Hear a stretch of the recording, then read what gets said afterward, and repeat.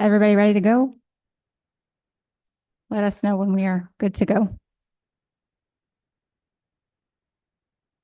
Testing.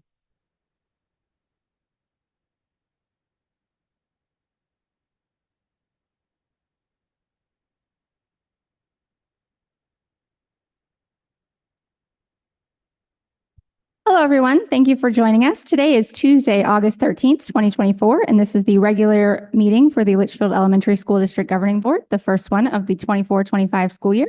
Thanks for joining us. I hereby call this meeting to order. First item on the agenda is going to be the Pledge of Allegiance. If you could please stand and join us.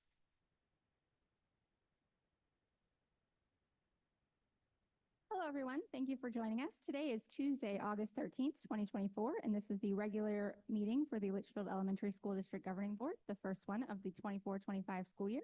Thanks for joining us. I hereby call this meeting to order. First item on the agenda is going to be the Pledge of Allegiance. If you could please stand and join us.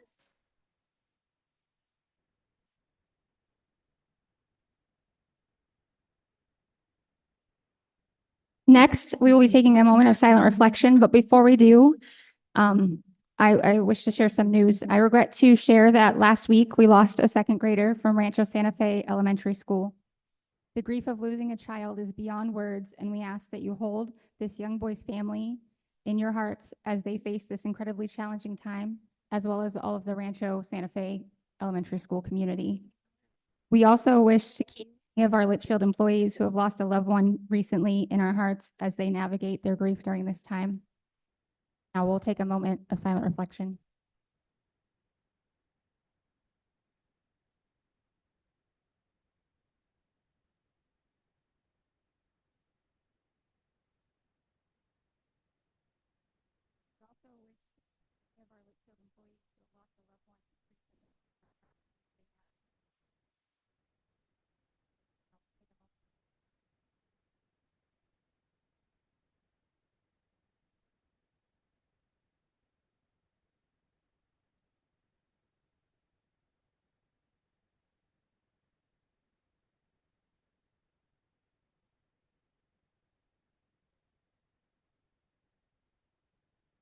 Okay, thank you guys. Next up on the agenda is going to be our recognitions and celebrations, and this will be done by Executive Director Nuanas.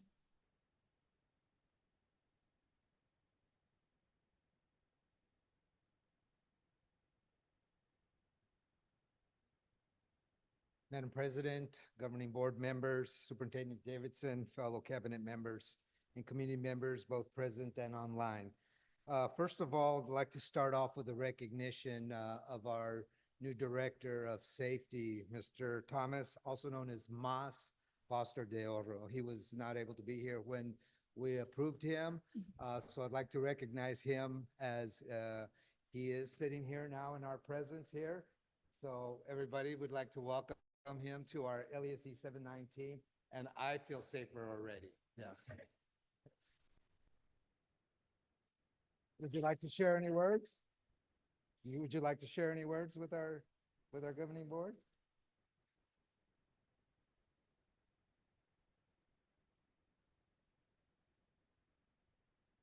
Good evening, board members.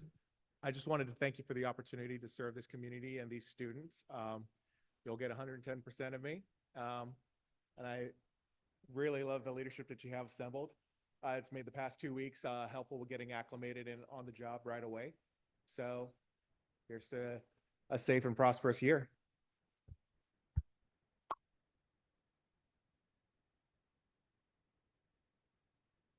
All right, well, that was our recognition. Now we'd like to move on to a celebration. And I am honored to stand here before you tonight to celebrate the extraordinary collaboration between the Litchfield Elementary School District and the Rotary Club of Pebble Creek. This partnership exemplifies the power of community engagement in fostering academic success and nurturing the future of our Litchfield learners. Through their unwavering support, the Rotary Club of Pebble Creek, we have launched an impactful early literacy program designed to support both English and Spanish-speaking families. This initiative is a beacon of our community to ensure that every child, regardless of their linguistic background, has the opportunity to develop a strong foundation in literacy. As part of this program, mini library boxes will be placed at Dreaming Summit, Barbara B. Roby, and Corte Sierra Elementary Schools. These libraries will provide invaluable resources, encouraging our parents to immerse themselves and to share the joy of reading with their students. Additionally, signs promoting this vital program will be displayed and are planned to be installed onto our buses or applied onto our buses in the next week to two. So we can get that, and those will be focusing on our routes in the communities that we are targeting around our Title I schools. We also would like to take an opportunity to celebrate and extend our deepest gratitude to the Rotary Club of Pebble Creek members, Julie Friends and Kathy Sitars. Their incredible dedication to supporting our students through the Helping Children Succeed in Schools, the HCSS program, will make a lasting impact in our schools. In 2017, Julie and Kathy started collecting school supplies to donate to schools in need. Through their annual school supply, the drive helped children with access to the essential supplies they need so desperately. In 2022, Kathy and Julie established the HCSS Foundation, which allowed them to expand their reach by securing grants and donations from businesses. Their tireless efforts have resulted in the donation of over 7,500 items to West Valley schools last year, and I'm thrilled to share that they have surpassed their goal of providing over 10,000 items to students in need. Their commitment has also led to the formation of partnerships with 15 West Valley schools, enabling programs that support both attendance and literacy. The impact of their work is profound, and their passion for ensuring that every child has the tools and opportunities to succeed is truly inspiring. We are immensely grateful for their generosity and dedication to our students' success. Together through these partnerships and initiatives, we are building a brighter future for all of our students, one filled with the opportunity, knowledge, and success. On behalf of the entire Litchfield Elementary School District, we thank you for your unwavering support and for making a difference in the lives of all of our Litchfield learners. Thank you. I'd like to invite you up to share a few words with our governing board, if you'd like. Thank you very much. My name is Jim Fry. I'm a member of the Goodyear Pebble Creek Rotary Club and the foundation. And Sam has talked about two of the components that we have in our early childhood literacy program. The school bus signs, we're excited to see those out and about, and also these library boxes. And they'll have both adult books and children's books, and we're installing them so they're children's height. So they'll be able to do it. There'll be 11 altogether. 3 will be in your school district. And the third component, we are part of the Dolly Parton Imagination Library. And we started that program 3 years ago, 2021. And it's a free program for children up to the age of 5. They get an age-appropriate book every month. So we now have 1,635 children in the program, and 680 have graduated when they turn 5. And since we started distributing the books, we've mailed out over 31,000 books. So that's what we're trying to do with the early childhood literacy program. So thank you very much.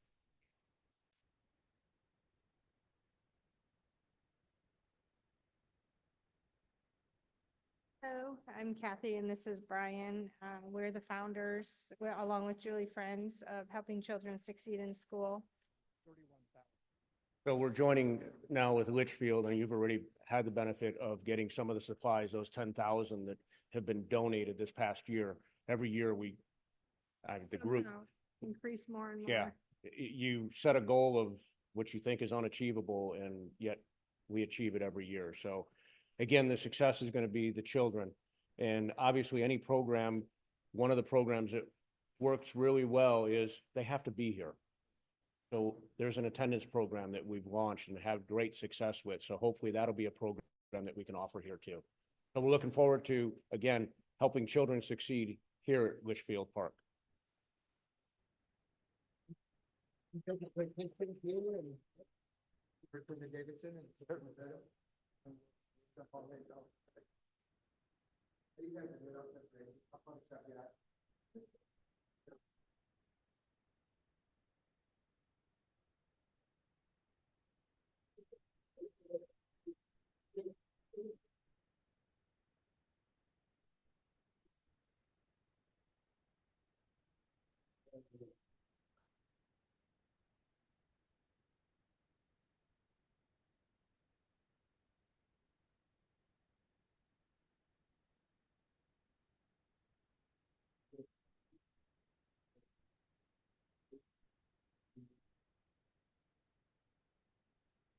Thank you very much. Absolutely.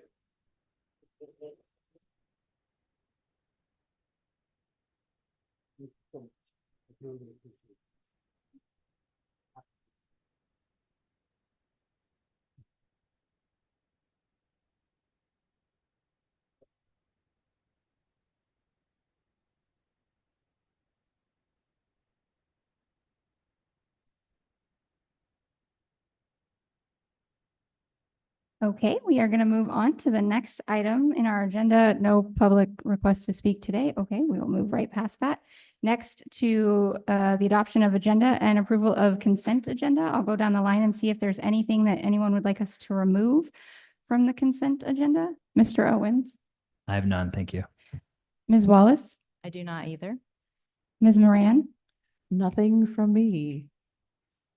Ms. Clymer, I am gonna totally ruin this. I'm so sorry. Usually Kim, but I would like to discuss item 6.10, please. and I have nothing to remove. So if someone would like to make a motion. I move to approve the consent agenda minus item 6.10 as presented. I second. Having a motion from Ms. Clymer and a second from Mr. Owens, I'll call for the vote. Mr. Owens, Yay. Ms. Wallace, Yay. Ms. Moran, Yay. Ms. Clymer. Yay. I'm also a yay. Motion passes. Okay, we are going to move on to the 6.10, which is now going to be 7.1. Ms. Clymer, I'll let you start that. Sure. I just had a couple of questions. I believe Mr. Vaughn, of course it's yours. I'm so sorry. I'm just kidding. These are easy questions. I was looking in the IGA agreement itself and the cost per mile is left blank. I feel like this happened last time and you told me why that I can't remember. I apologize. So I just wanted to go back through that. And then the second question is, with this new school year, what resources, and this may be better for Mr. Stone, but what resources are Agua providing for us in terms of transportation this year? And do we continue, are we going to continue to do that for the entire year?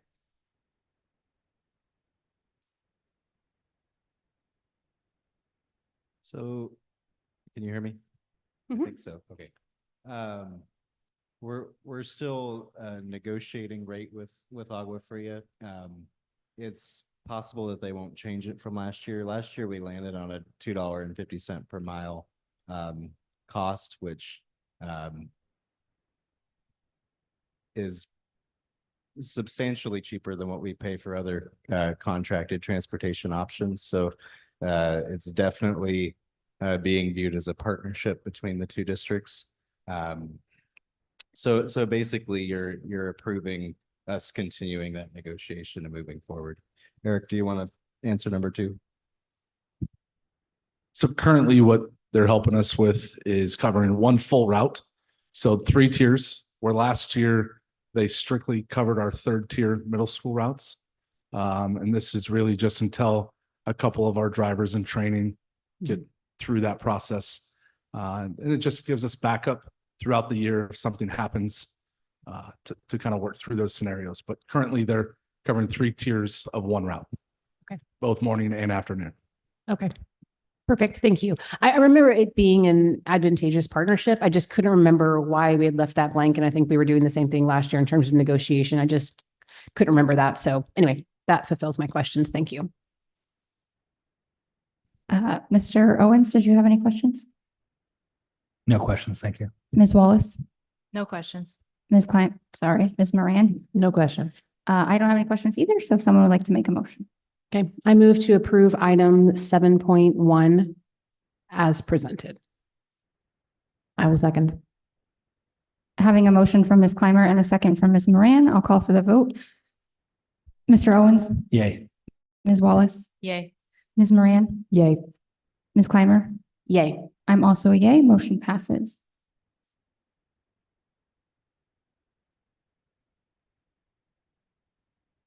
Next, we are going to move on to our action items. We are going to start with our K-5 science standards. This will be by Laura Combs and Jennifer Benjamin.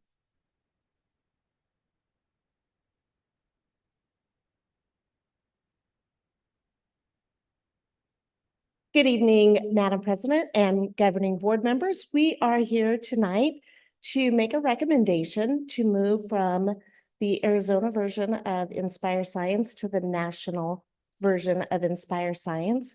You have our memo, and we are here to take questions regarding this recommendation. Ms. Wallace, did you have any questions about this item? No, I appreciated the photos to provide examples for what you were talking about. It's easy to see what you're referencing here. So thank you for that. Ms. Moran? No questions. My only comment is the fact that we will still be in aligned position, not only amongst our own schools and making sure that everyone in the Litchfield district will get a comparable education with this, but that we will be meeting the standards, even if it's at a different point in time, is fantastic to me. I want us to be able to utilize this curriculum as easily as possible and make sure that we have consistency between the teachers, what they're teaching, and then the students, what they're learning. So. Ms. Clymer? Two quick questions. One, does this impact any kind of professional development or learning? Because now we're moving things, right, from first grade to fifth grade. And, you know, those are different teachers and they are used to teaching different things. So does that have any impact there? And the second thing is, I'm trying to find it here and I can't find it. You did say that they were going to either refund or provide additional materials because some of the workbooks obviously were no longer relevant to us. Can you just give us a little explanation about how that's going to work? Absolutely. So for the first question regarding the professional development, the only professional development that they've received currently is really just a general overview of how the lessons are designed, and that won't change at all. So as we move forward, we will move forward with professional development related to that national version. So it will not impact that. Secondly, I'm sorry, what was the second question? Just, you said that there was some sort of refund for the materials or that they were going to switch out for different materials or something like that. Correct. We are meeting with the publisher tomorrow, pending the outcome of this, to discuss that. So there will definitely be not a negative financial impact. It will be a positive financial impact. Yeah, Which for you don't sure. get to usually say. Right. So We don't, yes, but for once, it's not our fault, right? So this is fantastic. Wonderful. Thank you very much. That was all the questions. thank you. Mr. Owens? Thank you for your efforts. No question. So my only question is, how long do we think it will be before we get these workbooks for our students? Because us having the wrong ones means our kids are not using them right now. So pending the outcome of this, we are meeting tomorrow to start that process. We've been told that it will be expedited. There was also originally in the order something that was wrong, and I literally got it within a week. So we think we can move pretty fast on this. That's why we wanted to bring it now. We know that this creates logistics throughout our campuses that are, you know, we will have to account for those, but we felt so strongly about that we needed to move quickly. And so we believe we'll be able to get that material very quickly. And also, if I'm not mistaken, they are able to use the online resources as soon as we're done with this vote tonight. Teachers could technically start doing it tomorrow. Yes, the online version will be a real easy transition for the publisher to do. They can just turn one off and turn on the other. And all of the print material is also available online. So they will have access to begin moving forward. Thank you guys for the work that you put into this. I know that that was probably very frustrating when it came in and was all over the place. So I appreciate that you guys were able to act quickly so that we can get this resolved. If someone would like to make a motion. I motion to move our science standards from Arizona science to the national science standards. I'll second. Having a motion from Ms. Wallace and a second from Mr. Owens, I'll call for the vote. Mr. Owens, Yay. Ms. Wallace, Yay. Ms. Moran, Yay. Ms. Clymer. Yay. I am also a yay. Motion passes.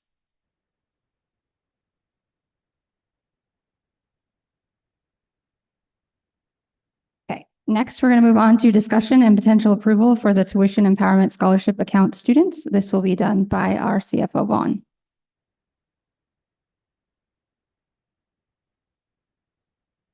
Good evening. We're bringing this agenda item to facilitate charging tuition for students who are choosing to use the Empowerment Scholarship Program, but still want to attend one or more classes with Litchfield. For example, they may choose to want to engage in some of our specials coursework. This is being triggered by we have a family who's wanting to engage in this work. To calculate the dollar amount that I'm proposing, basically I took the state funding formula and divided the day into how many class periods we have, so that we would be capturing similar revenue as we would if the student was generating funding for us through the state as normal. I'm available to answer any questions you might have on that. Ms. Moran, did you have any questions? My only question is, how does the 1,200 per class compare to our neighboring districts? I didn't check all neighboring districts. I did check Mesa because they're a district that I'm familiar with, having done this, and they had a very similar number, which made me believe that they probably took a very similar approach to calculating it.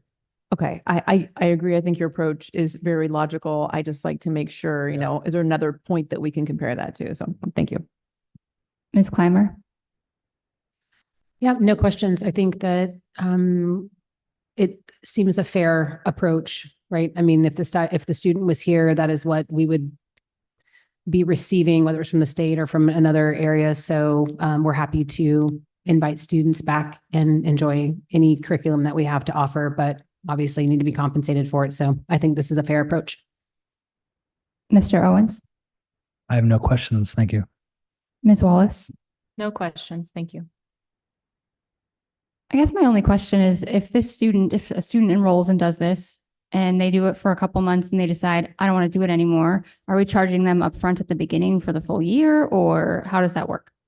So I provided language in there depending on the length of the course, because we do have some offerings that would only go a semester and then some that are year long. So I wanted it to be as flexible as possible depending on what they chose. My intention is to charge them up front.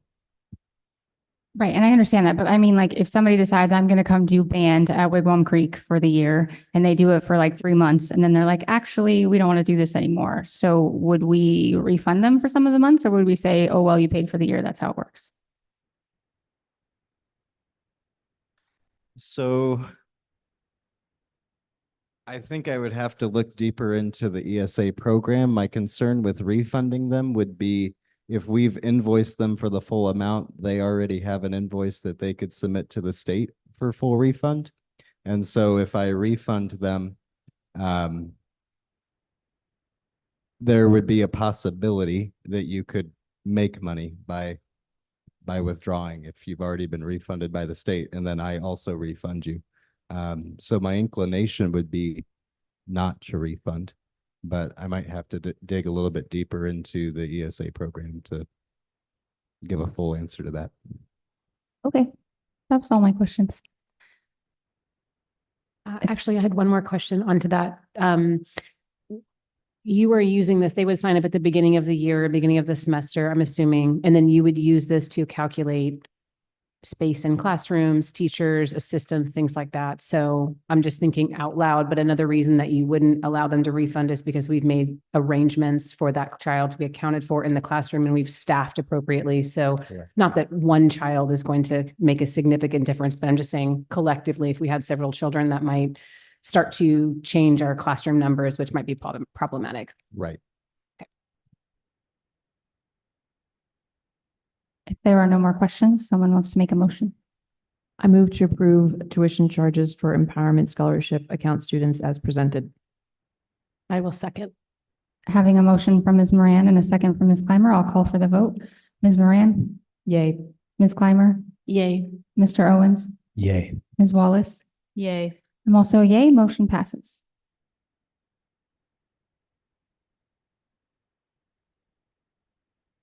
Next, we are going to move on to the discussion items. We have lots of first reads for policy stuff. So our first one will be with Dr. Davidson.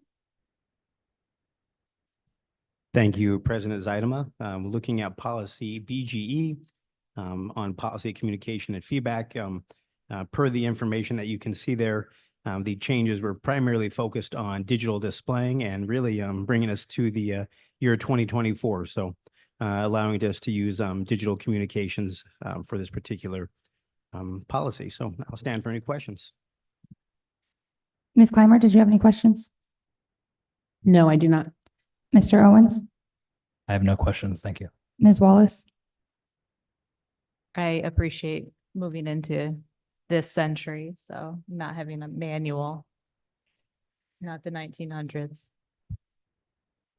Ms. Moran, I like paper, but I don't have any questions on this policy. I don't have any questions either. So we will move on to the next item, which will be presented by Dr. Ducey.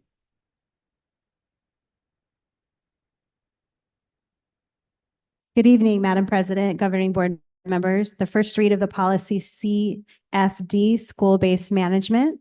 And the new statute 15-351 does not specify the number of members on site councils.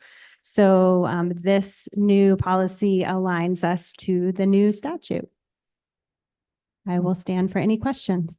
Ms. Clymer, did you have any questions?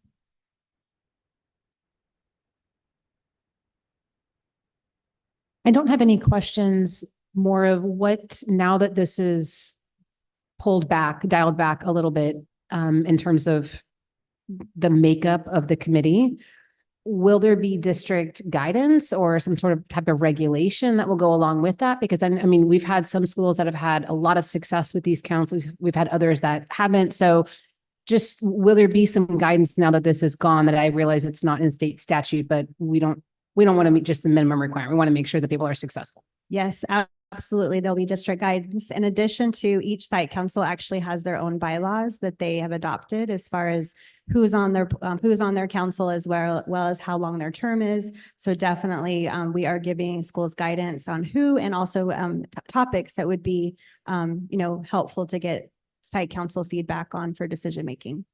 Perfect. Thank you.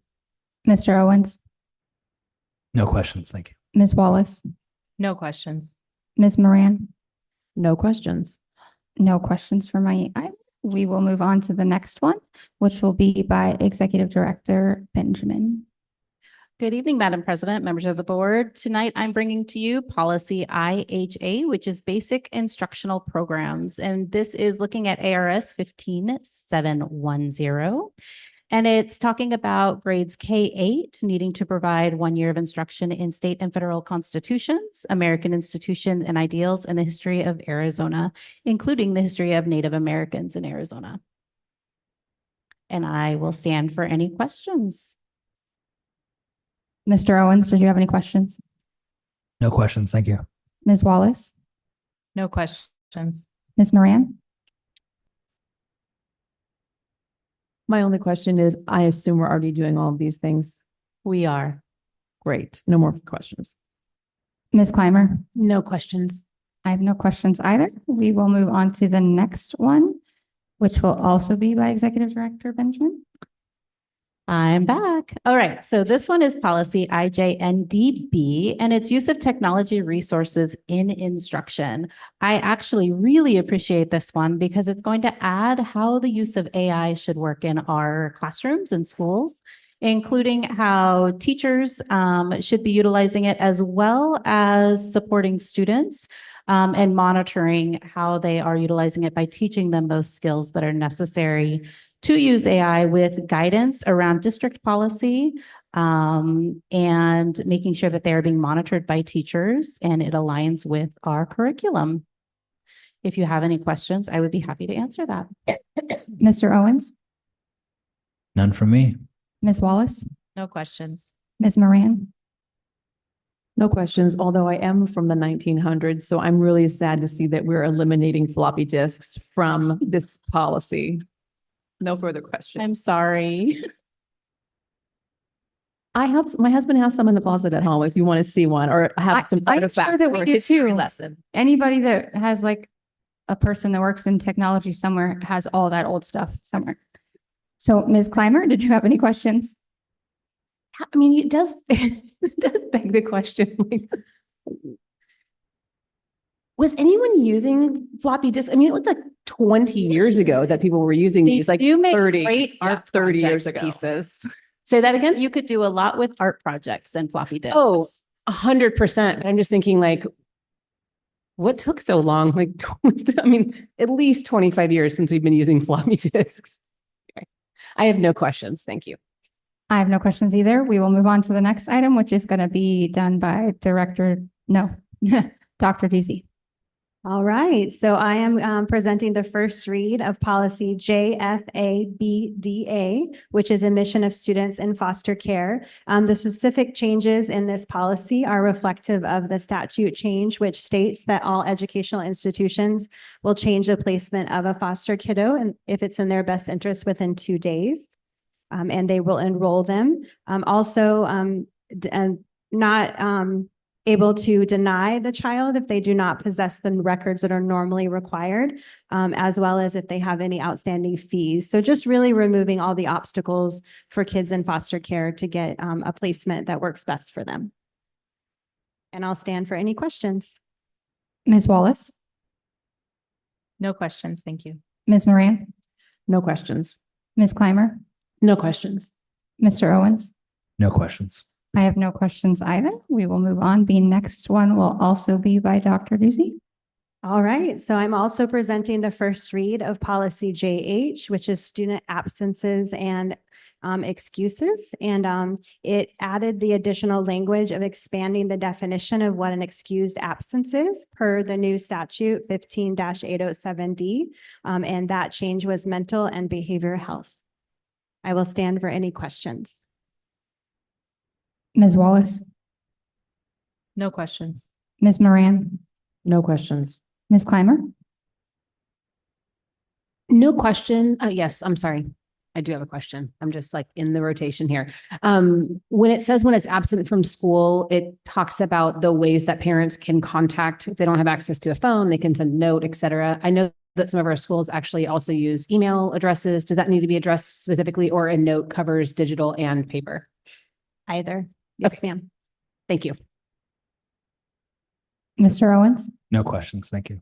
Did I get everybody? I have no questions either. We are going to move on to the next one, which will be by Executive Director Benjamin. All right, I am presenting policy KEC, public concerns and complaints about instructional resources. The language just changed to if there were questions or concerns that the superintendent or designee will prepare a report if necessary. And then we're utilizing the criteria selection established in regulation IJJR as a guide. And I will stand for any questions. Ms. Moran, did you have any questions? No questions. Ms. Clymer, did you have any questions? No questions. Mr. Owens, any questions? No questions. Ms. Wallace? No questions. I have no questions either. We will move on to the next item, which will also be executive. Sorry, yeah, we're going to move on to instruction. We did all of our policies now. Okay. Next, we're going to move on to the instructional time model, and this will be by Executive Director Benjamin as well. Good evening, Madam President, members of the governing board. I have great news for you. This afternoon, I was talking with our legal counsel, and she let me know that this actually didn't have to come back to you every year. So I am standing up here in case you do have any questions about our instructional time model, and I can either go through this presentation if you'd like, or we can skip it. Because it was voted on last year, we do not need to bring it again, but I would be happy to go through this if you would like to. Ms. Moran, did you want her to go through this presentation again, or are we good to let it go?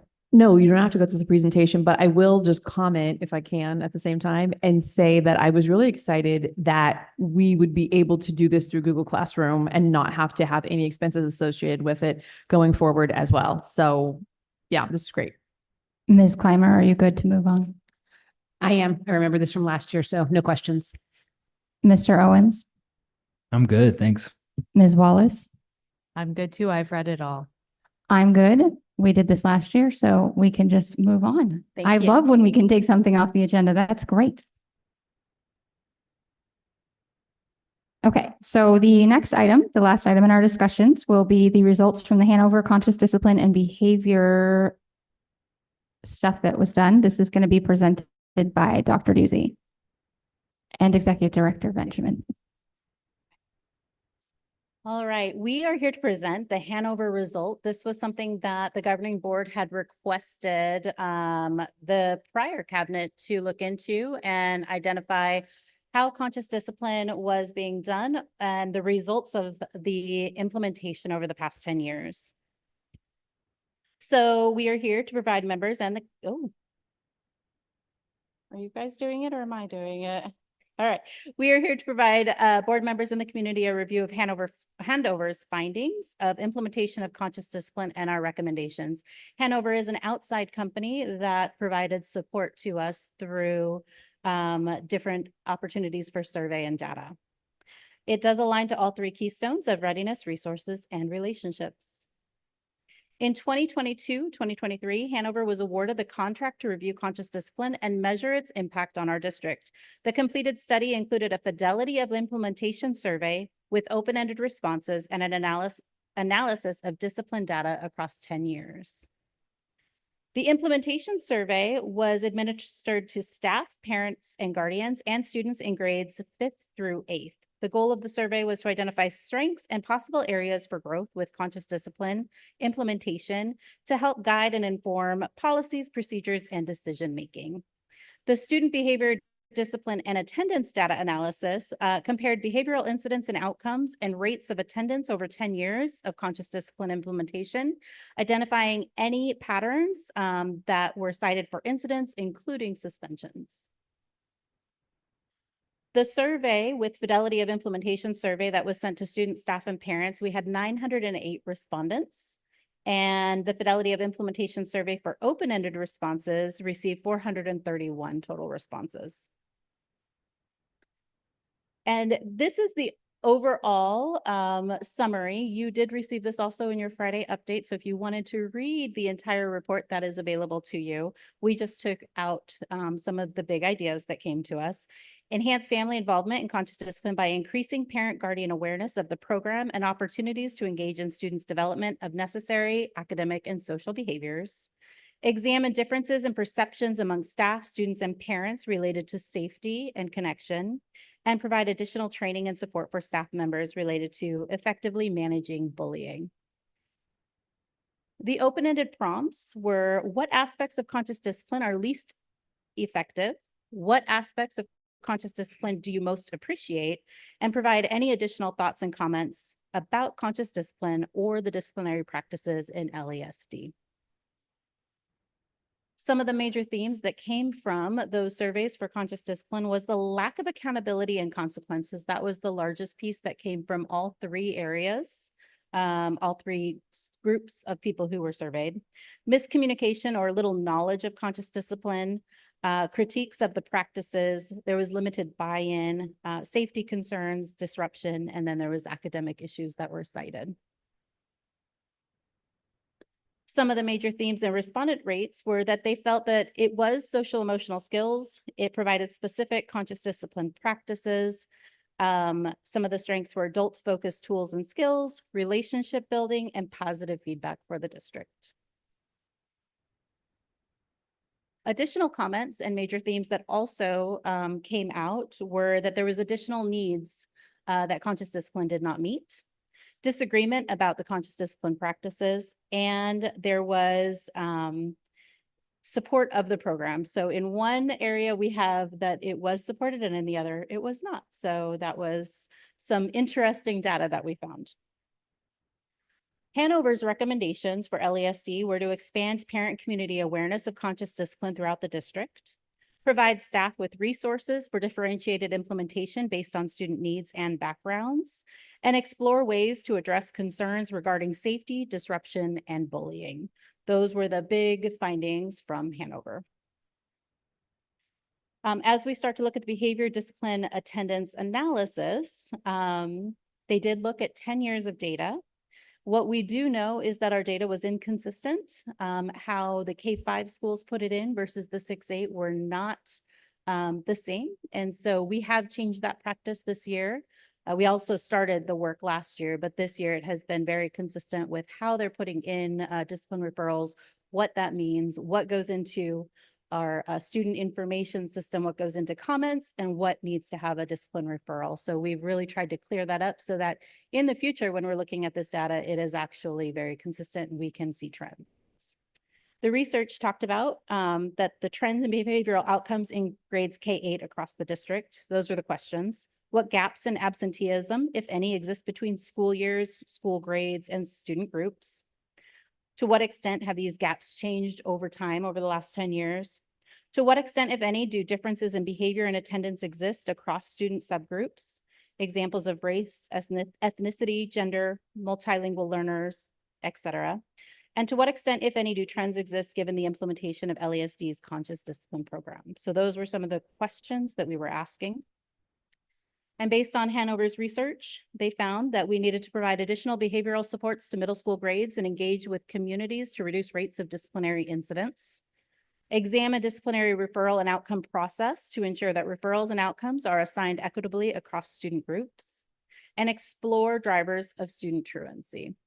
All these things are things that you have probably seen us start to talk about or actually implement based on some of this, as well as our surveys from our parents, students, and staff. So the recommendations, enhance family involvement through the district by increasing parent and guardian awareness of conscious discipline initiatives and other programs, providing more comprehensive opportunities to engage student development of socio-emotional skills, collaborate with staff and communities to determine the most effective resources and strategies for addressing behavior and attendance issues, and establish an ongoing monitoring system of student disciplinary referral and outcome process. So what's next? All right, so taking all this data into consideration that Hanover provided us from their research, we took these results to our leadership and we reviewed with our educational leaders in June of 2024. We asked each member to share their voice about the future of conscious discipline implementation at Litchfield and the choices that we gave them. We needed them to tell us that they want to adopt, adapt, or abandon. These are the final recommendations from our school leaders. As you can see, the majority would like to adapt. So I'll spend a little time to explain what exactly that means. So the majority of the leaders, as I shared find value in the conscious discipline structures and recommends that we adapt implementation and continue the age-appropriate practices across campuses and provide those explicit training opportunities that have been missing for over the last year and a half at school sites. Recommendation of adapting was reinforced by the belief that there are many different strategies and programs that schools use to establish connections with kids and teach them the academic and social behaviors they need to learn. Examples of those programs that we use include Leader in Me, the 6 Pillars of Character, Zones of Regulation, and Lion's Quest, just to name a few. The valued structures of conscious discipline, when we did ask our leaders what values that they saw that made a difference in their students, these were those structures that are explicitly taught by conscious discipline and have a model and a routine that staff can be trained upon. So a couple examples, the breathing and refocus when a student is not in their executive state, teaching them how to self-regulate and calm themselves through different breathing activities. The hello and goodbye ritual, I'll pull that one out as well, is greeting students in a way that they're most comfortable and making sure that they're seen and we know that we're happy that they're here and they can start their day. A safe place in the classroom is a place where students can go and kind of like their own little timeout to help them self-regulate if they're upset or having a bad day, so that they can then get back and refocus to learning. So those are just some examples of the rituals that were valued by the staff. So based on taken together by Hanover's research, obviously they're a well-known research company. So we want to take their recommendations as well as our recommendations. So we do want to recommend the board consider adapting the CD model as one of our approved structures. It's already approved curriculum, so it's not something that you would have to take action on if we're not changing anything, but we'd like to keep it as an approved structure for the rationale of building classroom connections and explicitly teaching those age-appropriate social and academic behaviors. We want acknowledgement that the structures have value for our kids and staff, and we will invest in training to make sure that we are using them with fidelity and getting the most out of the structures. We also want to identify other programs and resources that may be needed to support those social and academic behaviors that kids need, specifically those middle school resources. Provide staff training in the following areas: CD structures for specific age groups, the synergy discipline input training, which actually started into last year and goes into this year. Executive Director Benjamin spoke to it that the way that we were inputting our data was not the same across the district. So if you don't put the data in the same way, it's really hard to pull that data back out in a structured way to analyze it. And then discipline data tracking, and then analyzing that data, making sense of what it means, and then deciding on our next steps to make decisions. Reassess our discipline data routinely for that disproportionality in student demographics that Hanover did find based on their study of our discipline data. And then if the data is collected does have inconsistency, we need to create a strategy and respond to that. As we shared before, we believe that our data needs to be more accurate in the collection phase to really truly know what our data means to be able to respond to it. Provide family engagement opportunities to inform, engage, and enlist our families to prepare students with those academic and social behaviors that they need to access their learning opportunity. Implement our Litchfield Learner across the district. Engage stakeholders to create a plan to increase student attendance, which you just saw one of our community here helping us with that plan. Implement reconnection plan following schools out of school suspensions and monitor this implementation for intended outcomes. This was something we piloted last year and now is part of our handbook where students come back from suspension. They are on a reconnection plan to help them get reconnected on campus. In addition, there might be additional consequences until they can reconnect and establish trust that they can maybe explore other things that are more unstructured. And then implement our bully harassment intimidation resolution plan and monitor the implementation for intended outcomes. So this is really the tool that we've developed to close the communication loop between a report of bullying, harassment, or intimidation and the outcomes so that it's clearly communicated to the families what we found from our investigation and what our action steps are as a result of that report and our findings of our investigation. Implement the new matrix that you all have approved for us to start using and solicit feedback to monitor the implementation and consistency across schools.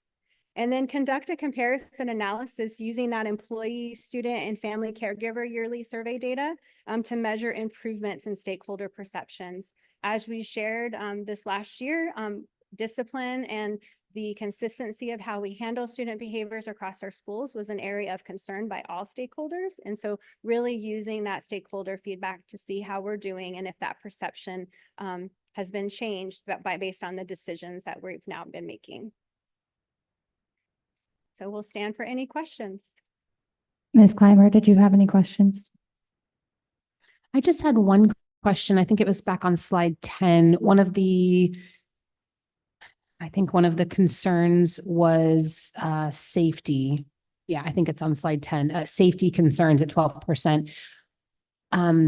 I did not read all 401 or whatever comments specifically, but in your best judgment, do you think that those safety concerns were related to what people will say the lack of accountability and consequences for disciplinary issues? Or are they saying the structures themselves in the classroom and that kind of thing were causing some kind of safety concern? I can't imagine they would, but I just want to understand. I mean, safety is so important, and I want to make sure that it was in relationship to what discipline problems were going on in the classroom and not conscious discipline structures itself.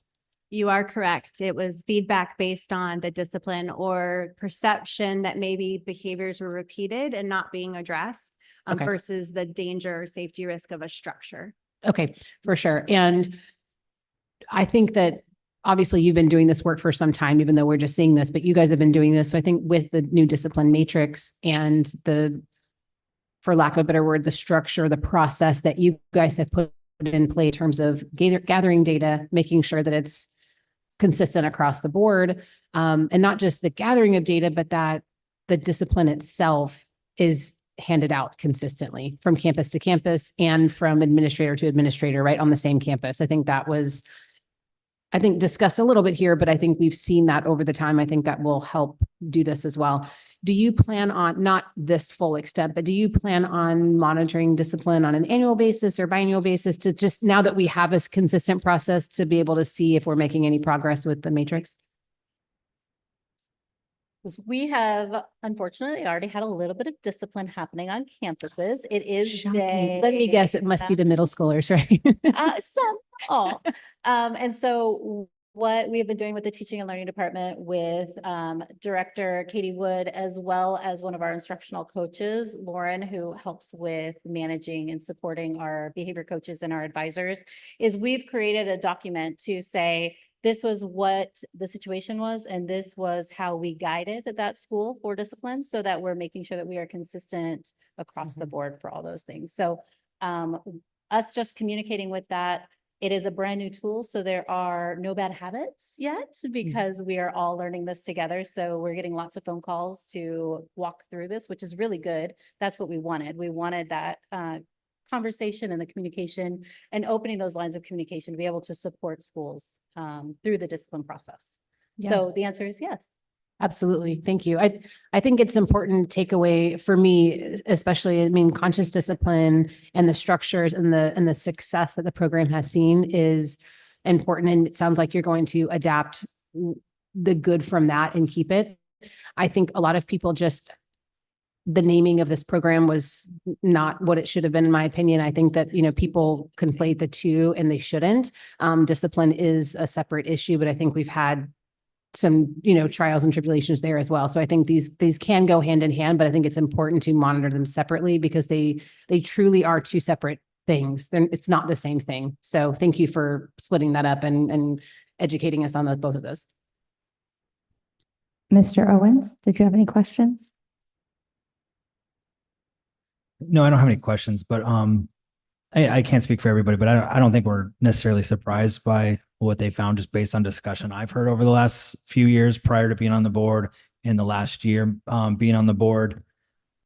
One of the things that I remember, a previous board member saying a few years ago was that conscious discipline doesn't really work for the middle schoolers, right? It's kind of corny. The 8th graders aren't going to sit and, hold their breath or whatever. So I think that's what they talk about, the idea of adapting. And I like the idea and talking to previous administration, but mostly this administration, is that while we have conscious discipline, for the most part, we just take what we want and what we know to be effective.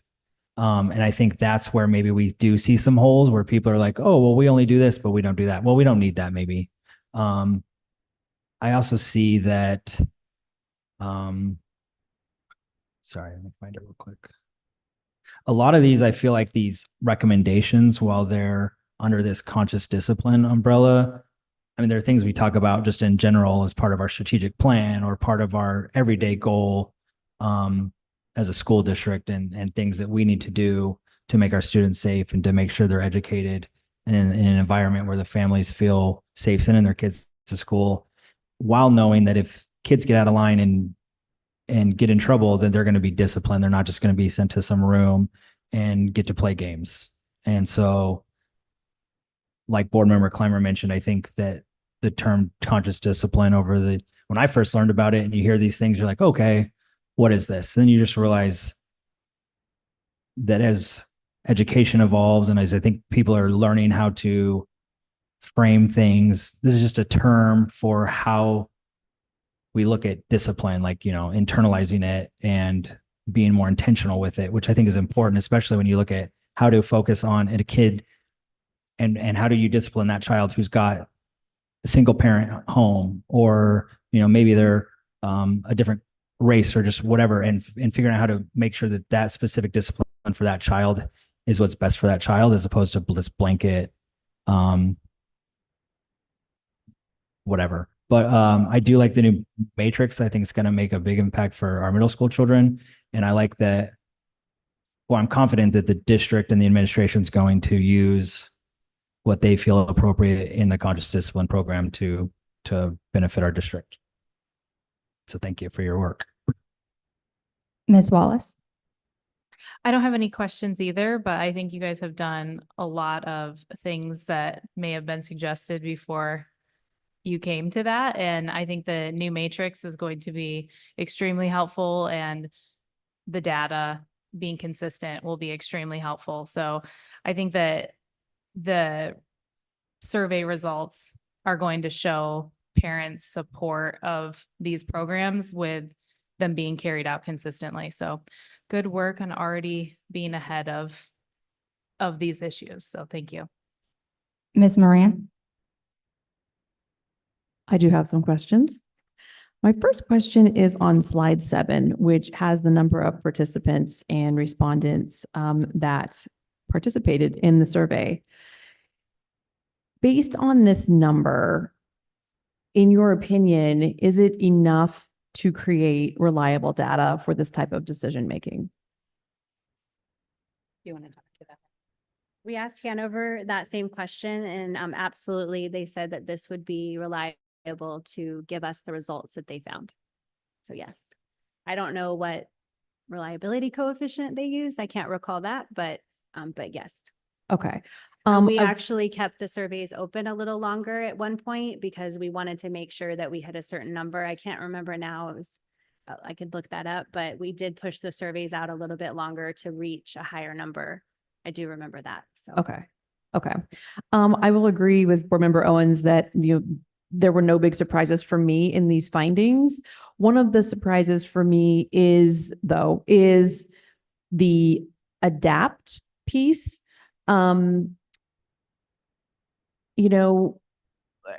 If you've been here very long, we were all in on this for quite a while. It was time, it was money, it was energy, this was what we lived and breathed. And so there's some of that sunk cost fallacy, I think, for me personally happening with this.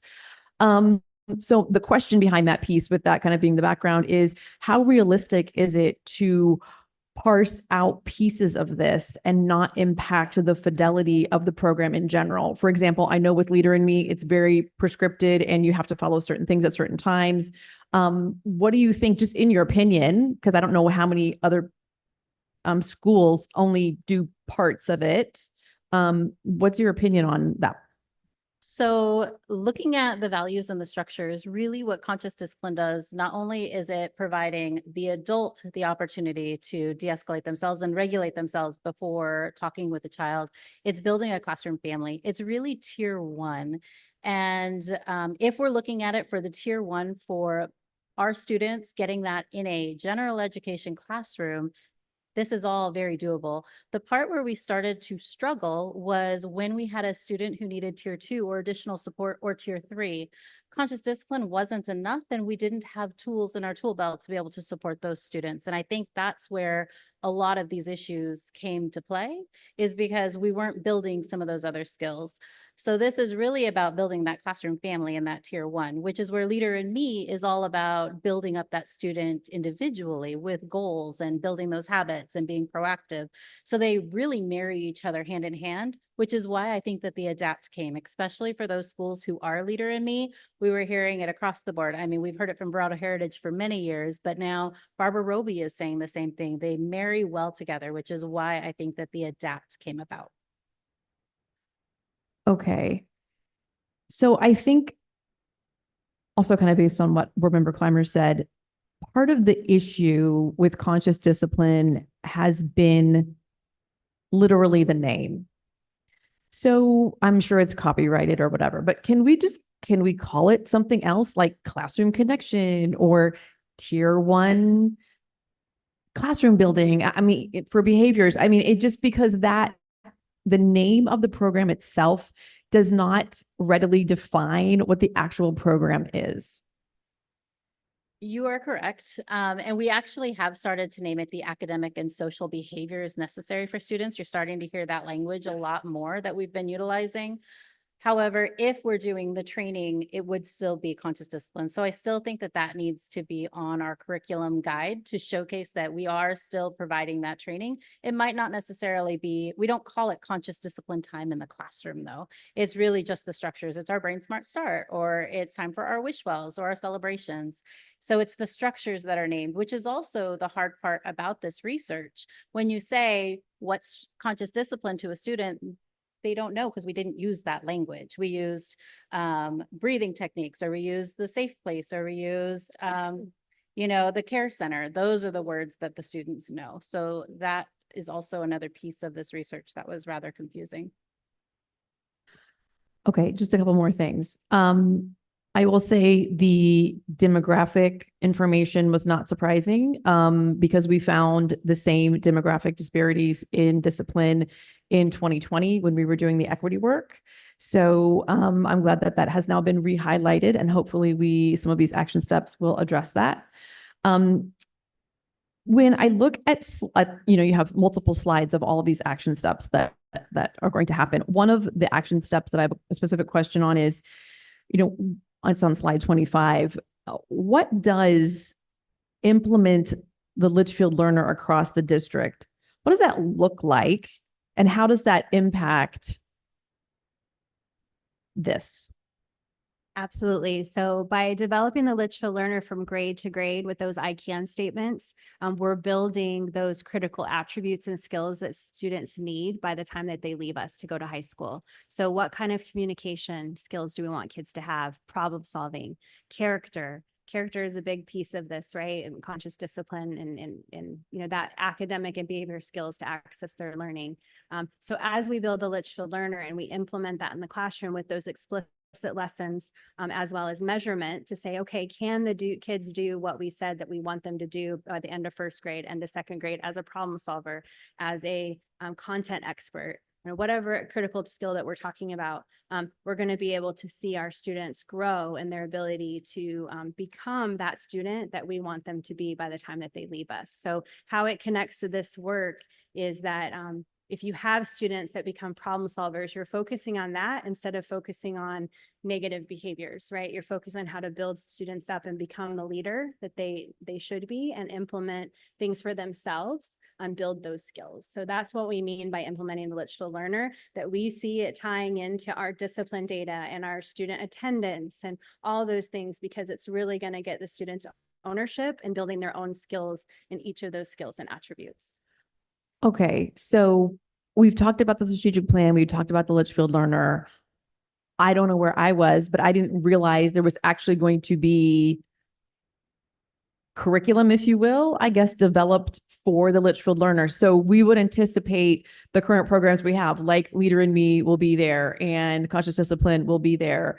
Any other character programs that we have right now will be there, but then we'll also have this Litchfield learner on top of that, or that will be kind of marrying everything together, or marrying everything together. So if when we develop the I can statements, basically the goals or objectives for each grade, right? If this is where we want to be by 8th grade, what do we have to do each step of the way? Kind of a lot like how standards are built, right? If we want to end up with these skills as a content expert or in the Arizona academic standards or the national science standards, then we have to work backwards, right? And so it's the same thing with the Litchfield learner. So we have to start building our littles from preschool up in their ability to communicate. What does it look like by year end that a first grader should be able to do in their communication skills? And so to do that, we have to know what we're looking for, which becomes the I can statement. And then whatever lesson we're going to do to explicitly teach the kids that, and then how we're going to measure it. So when you talk about all the different curriculum or resources, those resources are going to be pulled in to say, these are the resources you're going to use to explicitly teach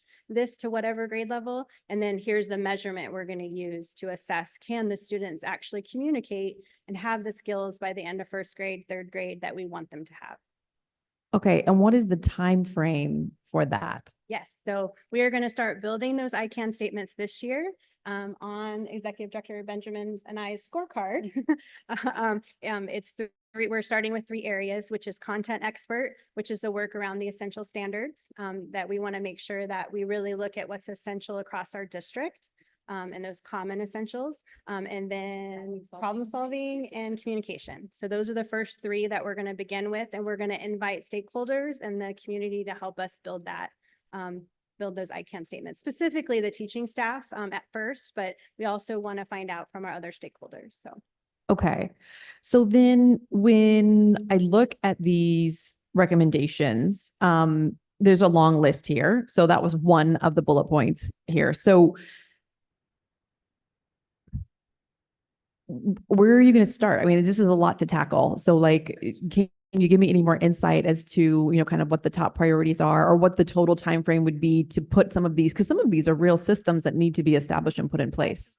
Well, the benefit is some of these things, as some board members pointed out, is already some of the work that we've already established. So it's already has momentum. And so now it's just in the monitoring phase where we're going to analyze it, reflect, see if we need to change anything. So as far as a priority from here, definitely the I can statements for the Litchfield learner, as well as making sure that our staff is trained in synergy and inputting discipline, and then also identifying what training we need to add so that our teachers or our staff are trained on those structures that we do want to use with the kids that come from conscious discipline. And then would you add another priority? Well, I would say that we have our district guiding coalition. We actually just met yesterday and we established goals as a district guiding coalition. And one of those is positive classrooms, because that's a high impact teams focus that we found in one of those 8 areas that we know are necessary and needed for our classrooms and for our teachers. So that team will also look through these recommendations and determine what they want to focus on. So it is not just Dr. Doozy and I working through this. It is an entire team of people who will be helping to support some of these things. So I guess I would like to say all of them.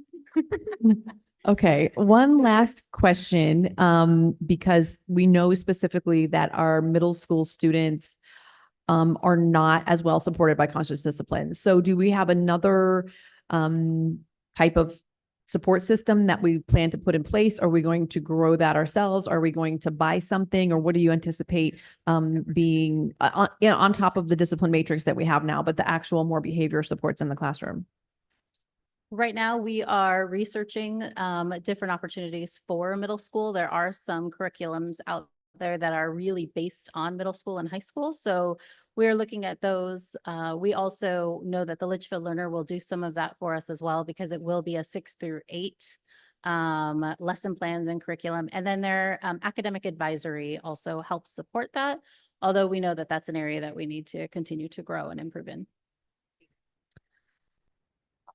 Okay, I have one more question, which is more general on this study. So one of the things that we as a board asked for was the study, because we know that as school administrators, the analysis of data might not be your strongest suit. You might not even know what to get and where. So we hired someone to help us with this process.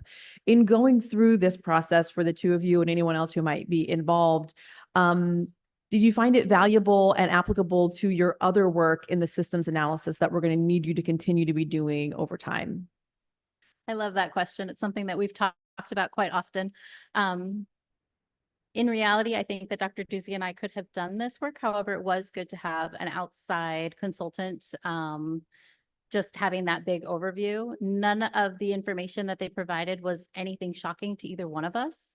It did help to have that discipline data, just a different set of eyes looking through that. However, I don't think that any of the information was unique or different than what we were expecting. And I would definitely say it was helpful to provide us a model of kind of the steps that a research company takes to look at the effectiveness of a program. So I think it's a model that we can carry forward with us. We also had access to Hanover online subscription for the last 2 years. And so we were actually, that was super helpful. We actually got to see a lot of different research that Hanover conducted across on the national level, even international at times. So having access to that research for just different topics that we were, investigating or thinking about, that was super helpful. That's something that maybe in the future, I wouldn't mind continuing the Hanover subscription, not necessarily employing them to do another study right now. Like, I feel like we have the tools and the capacity to do our own study. We actually already started looking at last year's discipline, just a 1-year analysis. We're going to keep doing that by quarter and by year. So to answer your question, yes, it was helpful to have a model and also access to those resources, but definitely feel comfortable that we have the capacity to do research in the future if we were trusted to do so. Okay, excellent. Thank you. President Zeidelman, am I jump in real quick? Yes, please do. Ms. Moran, if you see me over here messing with my phone, I was pulling up the Litchfield Learner from our website just because you were reading my mind. And I guess all this work, even though I do think the original idea of looking at how conscious discipline impacted us as a district and what that means to us, what it did for me, and as you close this conversation on the systems, it really just affirms what I believe in my heart, and I think we all do: reading, writing, math, core skills to our students, right? Becoming that content expert. They can't get there if their behavior is not in check. Using the term from our Litchfield Learner, if they don't have what they need to be able to demonstrate quality characteristics, I should say, being a person of good character, they'll never get to where we want them to be from a content expert perspective. So it really just kind of affirms we know there's work to do in front of us, but we also know it's not every student getting everything in the same way. I think Mr. Owens pointed that out. We're going to do all we can to find strategies to meet the needs of our kids so they have that ultimate success and they leave us ready for high school. So I just wanted to give a little insight. It really just gives us more synergy in the movement and the work we're already believing needs to happen. So thank you for bringing that up.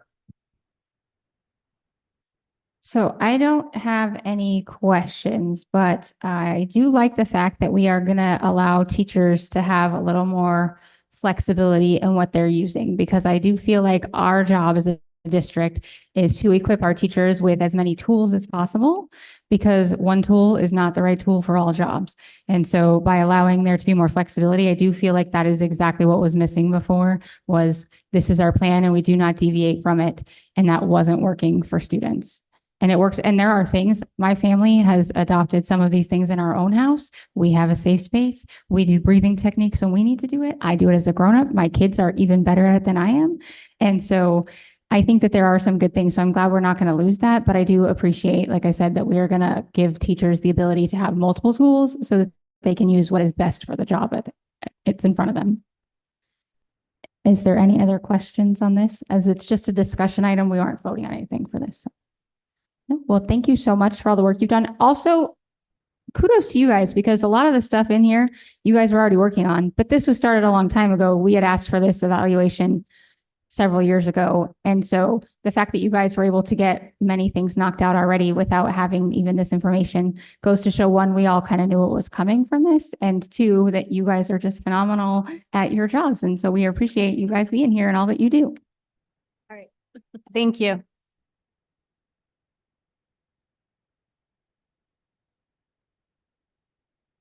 Okay, we are actually making pretty good time, I think. We are going to move on now to reports. We will start with our report from Dr. Davidson. Thank you, President Zion. I'll start my report with a number tonight: 10,377. Any guessers out there? Number of students in our Boom. district. Well done, team. The number of students in our schools up 100 students from this time last year. So we're just really excited to see our kids back on campus, in our classrooms and just bringing that energy. It's really great to see everybody back. I wanted to just give a shout out to not only the staff, but to our HR team who's been processing all that staff to get them ready and get them in our classrooms. Also just wanted to say I'm very proud of the strategic plan work that's been done throughout the summer alongside our board.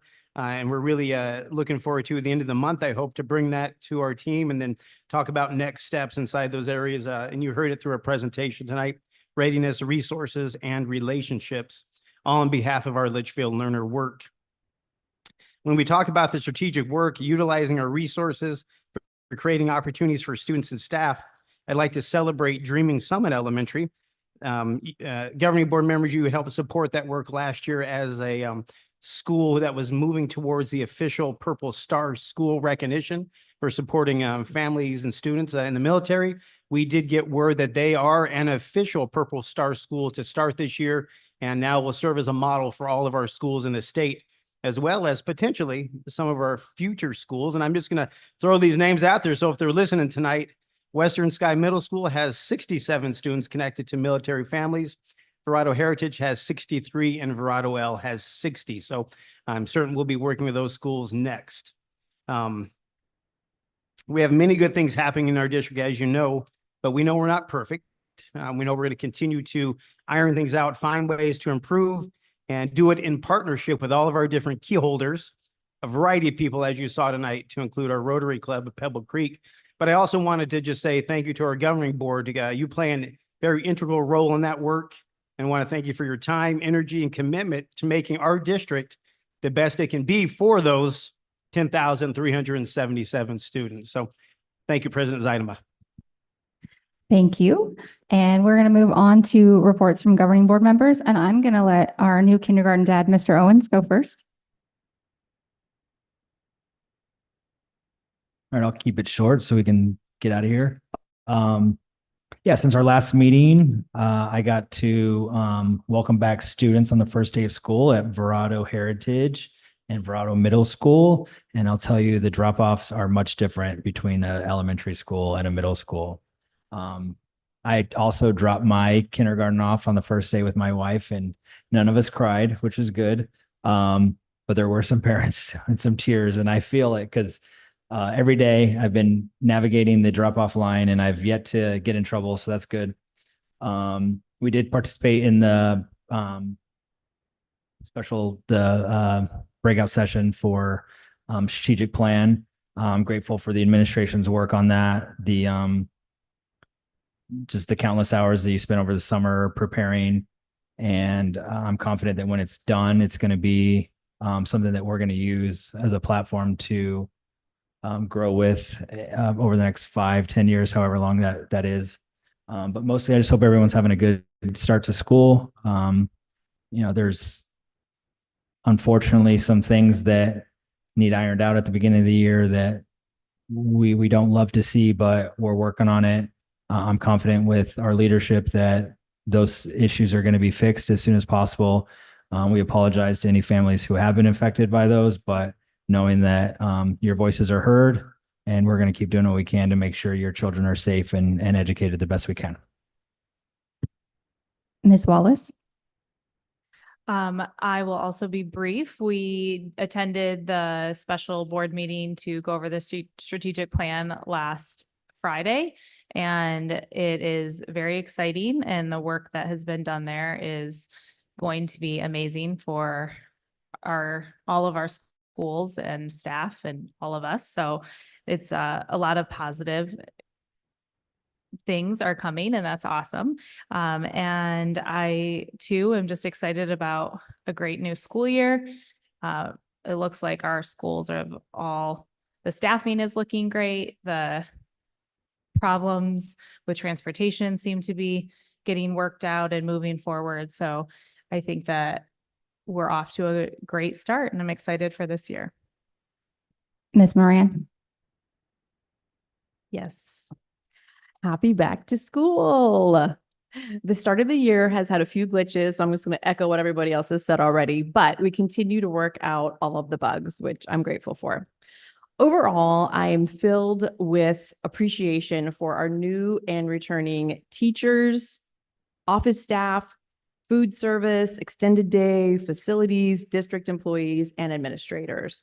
I'm so glad that you have chosen to join or continue our team here at LASD 79. I'm also very grateful to our students and our families.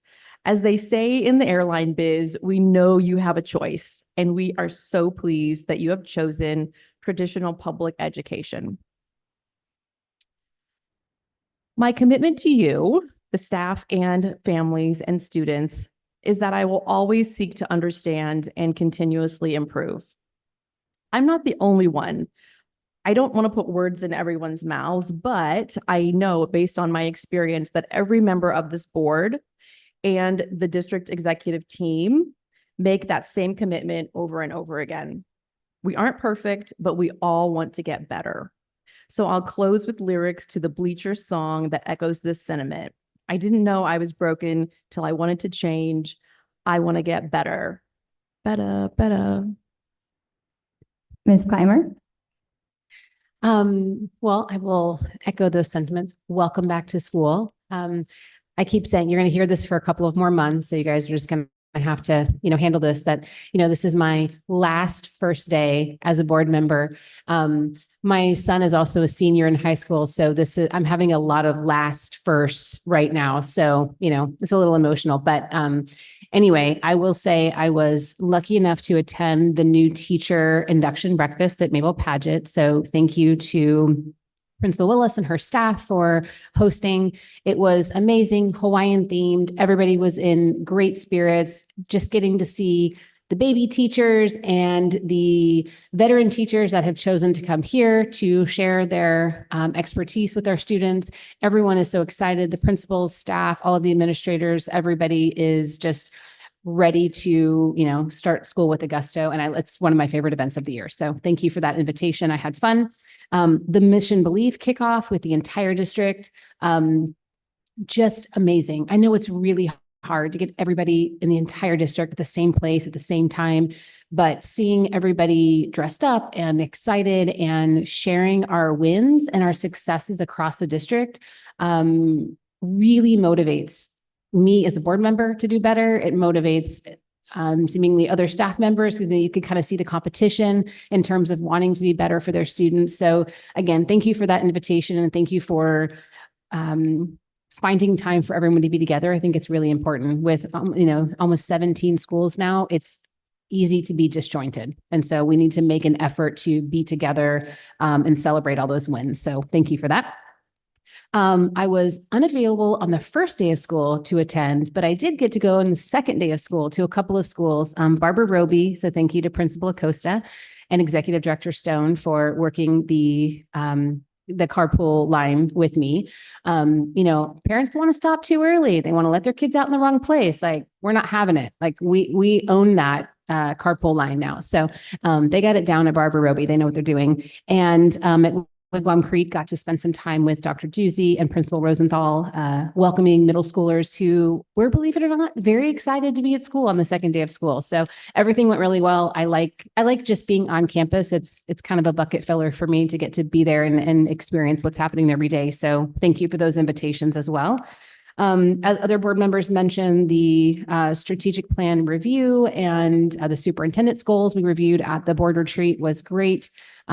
It's really nice just to spend a couple of hours together as a board talking about our future and what we want to do, and really getting to sit and plan with the cabinet. So thank you guys for being there and planning that for us. And one other quick thing before I sign off, I do want to say that it's actually a breath of fresh air to hear us talk about some of the issues and the stumbles that we have had on the first week of school. And I know that sounds counterintuitive, because up here we should be talking, touting our success and talking about how great we are. And we are in many different areas, but we're not perfect and we have room for improvement. And I think it's important to note that, parents have reached out to our transportation department. They've reached out to our cabinet and our administrators. They've reached out to board members, and everybody has a very unifying message, which is We understand your concerns. We know what is happening and here are the steps that we're taking to remedy it. And I appreciate that about us, that we're being transparent, that we're trying really hard to fix these issues and we know what the hurdles are and we're just, kind of mid-stride right now. So we haven't always been that open and honest with everybody. So thank you for coming along on this journey with us and allowing us some grace to fix the challenges that we have, because we are working on it and we will fix the problems. Also, just a very quick shout out to Director Nuanez and probably other administrators. I just know him because I talked to him about this at the board retreat, for taking a shift at transportation earlier this week or last week, excuse me, and answering phones for parents calling to figure out about buses and getting set up and all of that kind of stuff.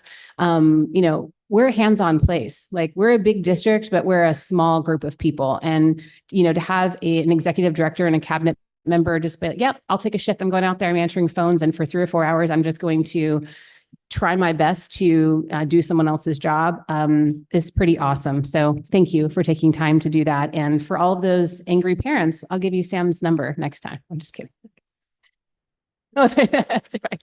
They'll be calling you at 6:00 in the morning when something's wrong with the bus. But anyway, thank you very much. It's been a great month and happy first week of school. Second week of school, I guess now. I think it's kind of the third week of school now, actually. We started a little bit earlier than the high. It's like so 2 days isn't a full week. That's just like a jump start to get started. So I was able to attend the new teacher induction, and that is also one of my favorite events because there's nobody more excited than a brand new baby teacher to start the year. They're probably terrified also, but they're so excited to get in there and start actually being able to do what they've been trained to do and get their kiddos and start teaching. And so it's a very exciting event. And I appreciate that we do that every year for them as a way to welcome them into our district and provide them with the resources that they need to be successful right from the beginning. I also attended the back to school bash that the district did. Thank you guys for putting that on. I know that must have been a lot of work to put that together, to find a place where we could house everybody. I got to speak there, and I've never talked to 1,500 people in my life before, so that was a little scary, but I do appreciate that you put that together and that the information was important. I'm excited to see what kind of tweaks and things happen so that hopefully we make it happen in the future. I do want to also thank you guys for inviting the foundation to come out to that as well. They were able to share a lot of really fun things that they're going to be doing with this year, as far as their teacher mini grants and their scholarships that they're going to do for LESD alumni students, which I think all those are fantastic things. And I think it's great that we were able to highlight those things when we had everybody in the room so they could hear about it all at the same time. Congratulations to the 6 teachers that got their Amazon wish lists cleared through the foundation's money that they've been able to raise over time. I was also able to go to Meet the Teacher Night at 2 schools. This year was the first year we had them all on the same night. I don't know if I love that, but a learning process because of the fact that we're starting earlier this year and having those extra, like those 2 days earlier, makes things have to adjust in our schedule. I totally get that. But Meet the Teacher Night is a great night to be out with families and seeing all the excited kiddos, seeing everybody bringing in their new supplies. New supplies are the best. I love school supplies.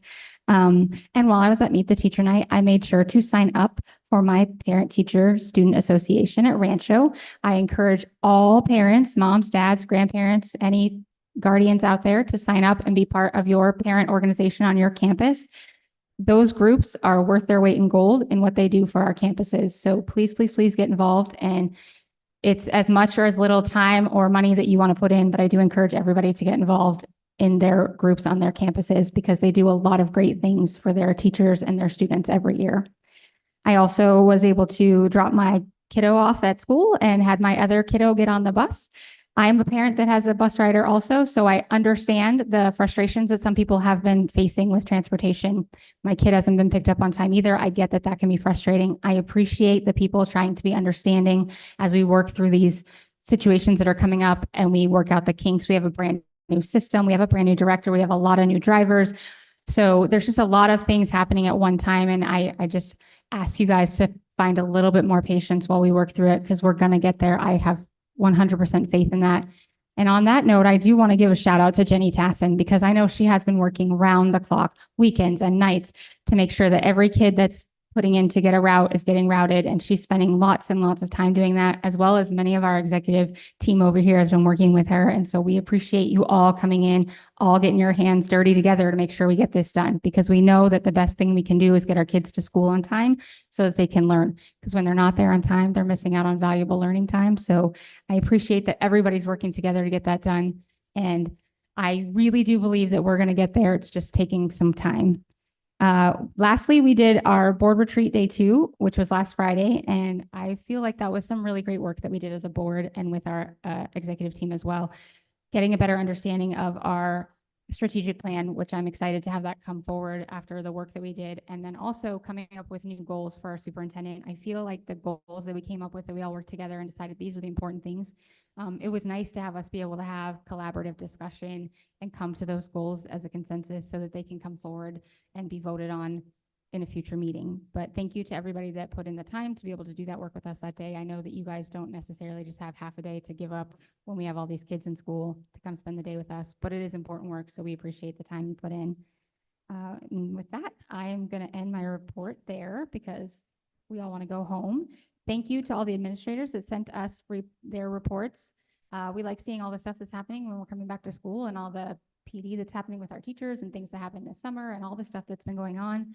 And also for our different departments that turned in their reports, there's lots of big things happening with our new school and our other schools that have had work done. So thank you guys for all that information.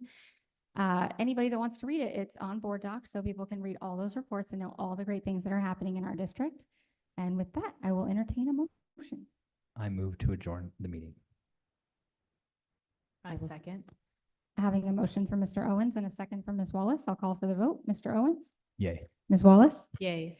Ms. Moran? Yay. Ms. Clymer? Yay. I'm also a yay. Motion passes. The meeting is adjourned. Thank you guys for